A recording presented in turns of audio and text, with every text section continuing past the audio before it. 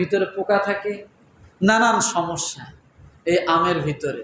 আর যত 2 নাম্বারই এখন আমের ভিতরে চলতেছে, জাত টক, তারপরও নাম দিছে হিমসাগর।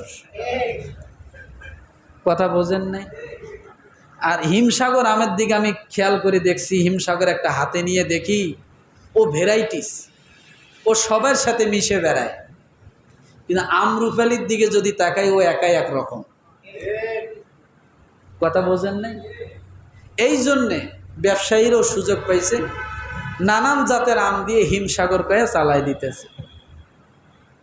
বলে ভাই এটা সহজ, 2 টাকা ব্যবসা, এটা সহজ, সবই ঠিক আছে, কিন্তু এ টাকা থাকবে না তো, এ টাকা কি থাকবে না।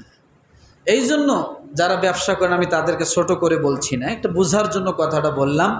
যে কথাটা আমি নিয়ে আসছি, যে দুনিয়াবির বিষয়টা সব সময় দেখতে আকৃষ্ট, আকর্ষণ, কিন্তু ওটাতে ধোঁকা বেশি। কথা ঠিক না? ঠিক ওই রকম ওই আয়াতটার কথাই মনে পড়ে।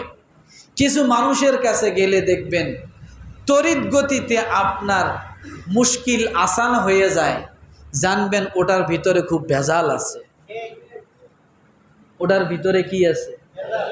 আল্লাহর কাছে কিছুদিন আপনি 2 রাকাত নফল নামাজ পড়বেন, হাত পাতবেন, আল্লাহর কাছে দোয়া করবেন, কান্নাকাটি করবেন, হয়তো একটু সময় বেশি লাগবে, কিন্তু আল্লাহ যেটা দিবে ধরে দিবে।